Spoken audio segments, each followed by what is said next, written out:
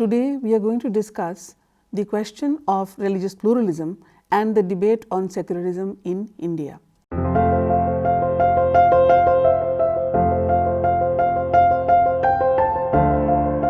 The learning objectives of this particular module is to examine the idea of religious pluralism in a country like India, to interrogate if plurality of religions lead to religious pluralism, to examine the contentions around the question of secularism, and to see what are the multiple positions that scholars have taken regarding the issue of secularism in our country. Religion as an object of study in sociology is fairly new, though philosophers and theological questions on religion have been quite old. While the philosophical and theological understanding of religion have been more to do with the questions of truth, questions of rectitude of religious doctrine, etc., sociology has been concerned with the need to observe, describe, interpret and explain the manner in which religious beliefs and practices operate in everyday life. Another distinction between the philosophical and theological dimensions and the sociological dimensions are, while the philosophical dimensions focus on the normative aspects, sociology focuses on the empirical aspects of religion. The sociological approach became prominent once the theological approach experienced a kind of decline. In today's context in India, sociological attention to the working of religion becomes imperative because the enormous influence of religion in the public sphere and the kind of state patronage and political mobilization of religious groups that we witness and the way in which it is deployed in the name of the nation. Now, India has been home to various religions. These religions have a worldwide presence. Hinduism, Buddhism, Jainism and Sikhism originated in India and are known as Indic religions, whereas religions like Christianity, Islam, Judaism, Zoroastrianism and of the Baha'i faith came to India at different points in time and adapted themselves to the existing conditions of our country. Sociologists and anthropologists have shown us how the non-Hindu communities of India have imbibed certain aspects of culture and social structure from Hinduism. In that sense, Hinduism is a more dominant religion because at least 4 out of 5 people in India are Hindus. In fact, the influence of Hinduism is much more than other religions. If one looks at N.K. Bose's pioneering study on the Zhuangs of Orissa, it only highlights the Hindu method of tribal absorption, thereby exemplifying the proposition that Hinduism has a dominant influence. Similarly, major religions like Christianity and Islam also have an enduring influence. In fact, the role of Christianity in the lives of the tribal people in our country has been more significant in understanding their influence. Now, as far as the plurality of religion in India is concerned, the plurality is at 2 levels. Firstly, at the global level of the country, there are many religions, indigenous and foreign, which have adapted themselves to the Indian context. Secondly, plurality is also to be seen at the level of interreligious levels where sectarian and quasi-sectarian movements operate. In the present context, it is important for us to understand and interrogate the history of religious pluralisms in India and whether it has led to religious pluralism on the ground. As far as Hinduism is concerned, religious pluralism, it is said, is an age-old aspect. It is deemed to be as old as the Vedas.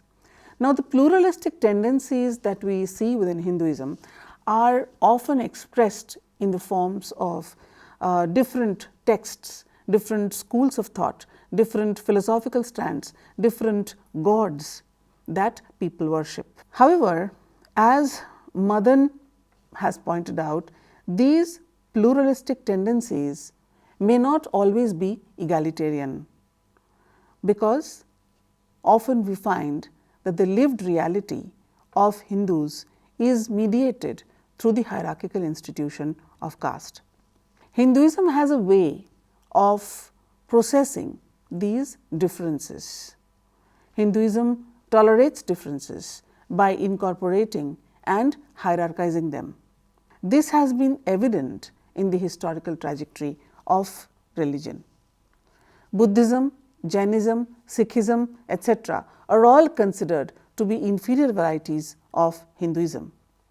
Often it is proclaimed that the right of a group to choose a particular way of life, though not conceding that these ways of life are considered equal in merit, is an aspect of Hinduism and has often been attributed as a kind of plurality within Hinduism. Over many centuries, there have been many influences within the Hindu community who have challenged and who have tried to understand Hinduism in a more egalitarian manner. For example, in the 19th century, Sri Ramakrishna Paramahansa and his disciple Swami Vivekananda attempted to promote the ideology of religious pluralism by disregarding the differences between the sects and thereby promoting pluralism in word and deed. Again, in the 20th century, it was Gandhi who said that Hinduism would be enriched if it incorporated some of the insights of other religions. Gandhi thought that all religions were imperfect, but had true insights, and therefore his doctrine of religious pluralism was against this tendency to hierarchize religions on the basis of either their way of life or the truths that they offered to human beings. Now, India has the largest number of Muslims in the subcontinent, only next to Bangladesh and Indonesia. Therefore, the perspective of the attitude towards pluralism of these other religions like Islam is also very, very important to understand this notion of religious pluralism. In fact, it has a bearing on the way in which religious pluralism is ultimately practiced. Though Islam is a monotheistic religion and Muslims believe that Islam is the perfect of all revealed religions, a careful and a close reading of the book, that is the Quran, will tell us that there are passages like, and I quote, "To you your religion and to me mine," close quotes. Similarly, there have been people within Islam, for example, like Dara Shikoh in 17th century, who was the heir to the Mughal throne and a scholar, and he undertook a study of the Upanishads and found that the insights of Vedantic Hinduism and Islam were similar, and they were almost like twin brothers. Now, this was not taken very kindly, and he was declared a heretic and was even condemned to death by his brother Aurangzeb, who succeeded to the throne. Similarly, in the 20th century, Maulana Abul Kalam Azad was one of the main proponents of religious pluralism within the Muslim community. Much like Dara Shikoh, he found that there were significant similarities as far as the truths of Hinduism and Islam were concerned, though he had to face criticism from the ulamas. He did not shy away from proclaiming this idea. T. N. Madan states that pluralism as an ideological stance within Hinduism and Islam recognizes and respects plurality, but it stresses upon the oneness of goal of different religions and their religious quests. As far as there have been many attempts to reconcile differences by formulating an alternative third path which reflects pluralistic tendencies in our country. For example, this can be seen in the efforts of the Bhakti saints, the Sufi saints, who express their religious devotion through songs and poems. For example, the tradition embodied by Kabir, by Guru Nanak, the first Sikh Guru, who was a representative of the Sant tradition, tells us that this alternative path tried to talk about the difference between the worshipper and the worshipped. Despite such efforts, T. N. Madan says that a well formulated theory of religious pluralism is still missing. Instead, we have a state sponsored ideology, Sarva Dharma Samabhava, that is equal respect for all religions, but often on the ground this is not enough to promote interreligious faith.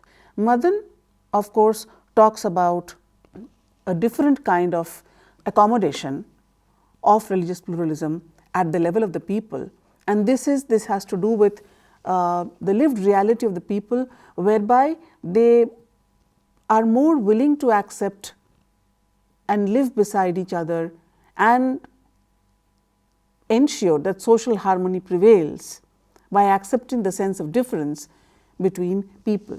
In fact, people are more comfortable with the idea of religious plurality. Now we come to the multiple positions within Indian secularism. Shabnam Tejani talks about 4 distinct positions on secularism in India. The first position is the liberal left position, and according to this particular position, religion and politics inhabit different spheres. This position feels that the emergence of Hindutva in the 1990s was a crisis of the secular state, and this emerges because religion is not completely or sufficiently relegated to the public sphere as far as Indians are concerned. Indians are still attached to their primordial identities, and this has prevented the growth of a secular civic ideal. Therefore, this particular position talks of how religion and politics need to be separated and secularism as a practice needs to be upheld. The second position, articulated by scholars like T. N. Madan and Ashish Nandy, of course, feel that secularism has no place in India. They are critiques of liberal secularism, and they feel that this ideology is an imposition from above, and they argue that this doctrine needs to be rejected completely. T. N. Madan, in his well cited article Secularism in its Place, argues that this aspect of religion being a private matter of Indians is something that is more characteristic of Christianity.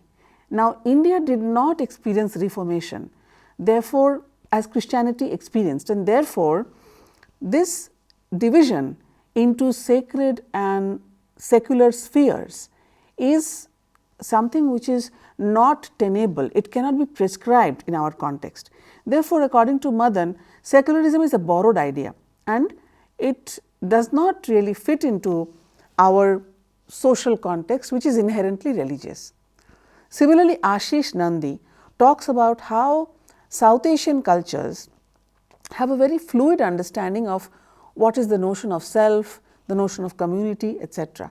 And therefore, this idea is incompatible with secularism's ideologies of progress and modernization. So, Nandy says there is this attempt to create public and private identities, that is to persuade Indians to see themselves as Indians in public and to see themselves as either Sikhs or Hindus or Muslims.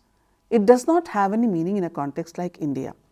This position has been critiqued by many for essentializing tradition, and Sumit Sarkar says that this position shares discursive ground with the position of the Hindu right, the third position that we come to. The third position is, as I said, is represented by the Hindu right, and it holds that the recognition of minorities, especially Muslims, is a pseudo-secularist position. They believe that a truly secular state will not make a distinction between its citizens on the basis of religion. In fact, they blame the Congress party who ruled our country for bringing religion into politics. Now, the proponents of this position claim that it is the accommodating nature of Hinduism which is a result of the failings of not only Hinduism, but also secularism. Hindu Dharma has become weak, and when it encountered Christianity and Islam, it failed to privatize religion, and therefore, there were converts to other religions, but they still remain Hindu in essence. The fourth position, which is the final position, is represented by Rajiv Bhargava, the political scientist, and it holds that secularism, the way in which it has evolved, has many underlying meanings which need to be recovered, which need to be understood. He argues that secularism as a doctrine has been understood as having a very fixed content. It mechanically separates religion from the state, and therefore, it forgets the values that are associated with both religion and secularism. So, therefore, according to Bhargava, the constitutional provisions in India, wherein it gives a kind of credence to the state to intervene in the field of religion, whether for example, in the Article 17 to remove untouchability, or in Article 25 2b, where state has the right to intervene in order to bring about social reform, even the right to open temples and allow people to entry into those temples. So, therefore, according to him, secularism is a multi-valued doctrine, and it came to be associated with democratic and citizenship ideals, particularly citizenship rights of the minority groups, of the religious minorities. Therefore, the state's position of principled distance, that is, interfering to uphold the rights of the minorities, makes Indian secularism distinct, and therefore, it is not wise to separate secularism mechanically or understand the division between the state and religion in a very mechanical way. So, though Madan and Nandi feel that secularism has not had much to offer as an ideology, it has not ensured communal harmony or integration in India, it can be discarded. But Rajiv Bhargava feels that there is too much at stake politically to abandon the idea of secularism, and in fact, he proposes to revive the idea of secularism by understanding the various meanings that underlie it. There are many scholars like Neera Chandhok, Partha Chatterjee, Aditya Nigam, etc., who also critique this model whereby this religion and the state binary produces ambivalence, and it also allows wildly contradictory political positions to exist. But it is important to understand that new meanings are associated with the working of secularism. Each of them have argued that what is important as an aspect of secularism in India is not about religion, but more about the recognition of difference of minority communities within the formation of the national community or the creation of the nation state. In fact, Chandhok says that secularism in India represented a democratic ethos, but one which expressed itself in the language of religion. Therefore, it was not about finding a place for religion per se, but ensuring the rights of the minorities in our country.